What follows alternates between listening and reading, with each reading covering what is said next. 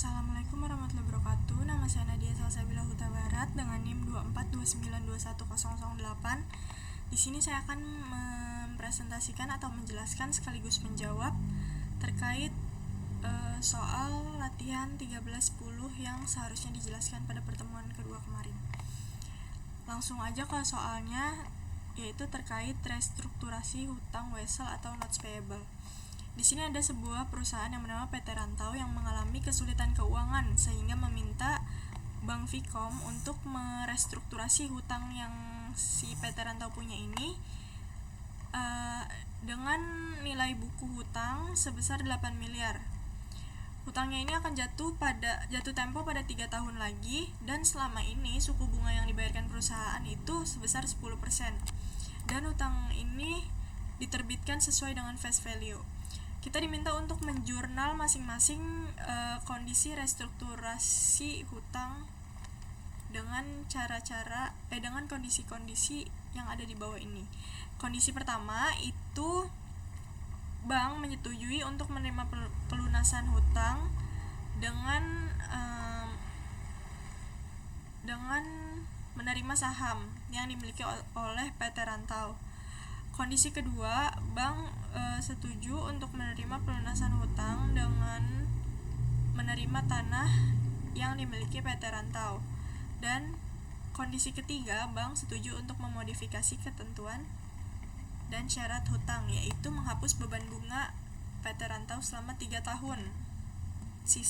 Selama 3 tahun ke depan, yaitu sisa masa hutang yang harus dibayarnya.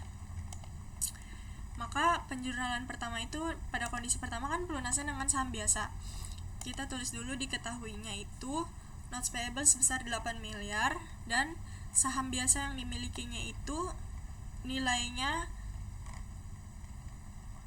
6,5 miliar dan mempunyai nilai par sebesar 3,5 miliar. Maka langsung dicatat sebagai berikut. Di debit ada notes payable sebesar 8 miliar dan ada share capital ordinary atau common stock sebesar 3,5 miliar, yaitu per value dari saham yang dimiliki oleh PT Rantau. Dan kita memberikan juga share premium kita, yaitu sebesar 3 miliar dari share ordinary ini dikurangi dengan per value yang ada, yaitu 3,5 miliar.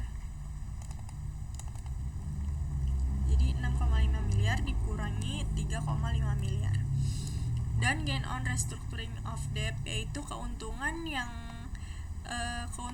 yang dihasilkan dari kondisi pertama ini, keuntungan yang didapatkan oleh PT Rantau pada kondisi pertama ini, yaitu sebesar 1,5 miliar, karena kan dia memiliki hutang 8 miliar tadinya, tapi dia bisa dikatakan melunasi hutangnya hanya dengan memberikan saham sebesar 6,5 miliar ini, maka keuntungannya itu sebesar 1,5 miliar. Nah, kondisi kedua itu diketahui Bank Vkom itu setuju untuk menerima pelunasan menggunakan aset yang dimiliki oleh PT Rantau, yaitu asetnya itu tanah yang berbook value 6,6 miliar 250 juta dan fair value-nya itu 6,6 miliar. Maka jurnalnya itu ditulis sebagai berikut. Yang pertama, notes payable-nya itu tetap 8 miliar dan book value dari land itu sendiri kan 6,6 miliar 250 juta dengan fair value 6,6 miliar. Maka jurnalnya itu di debit ada notes payable, landnya itu kita tulis dengan book value, dan gain on disposal of asetnya itu 350 juta, yaitu dari fair value si tanah dikurangi dengan book value. Jadi sebenarnya harga tanahnya itu 6 miliar 250 juta. Namun harga pasarnya naik jadi 6,6 miliar. Nah, si PT Rantau ini mengakui kenaikan harga tanah tersebut. Jadi ditulis di gain sebesar 350 juta. Dan gain on restructuring of debt-nya itu sebesar 1,4 miliar. Sama kayak tadi, dia punya utang 8 miliar tapi dia cukup membayar dengan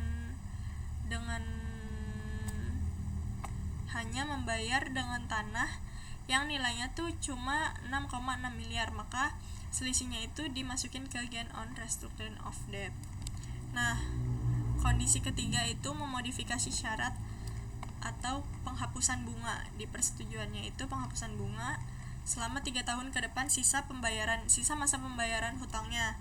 Nah, fair value-nya itu kan 8 miliar, hutang aslinya itu kan 8 miliar dengan sisa waktu 3 tahun dan suku bunga yang selama ini dibayarkan itu 10%. Nah, jadi kita mencari nilai utang barunya nih dengan mencari present value-nya, yaitu fair value dibagi 1 ditambah ini bunganya dipangkat dengan 3. Ini rumusnya ada di sini.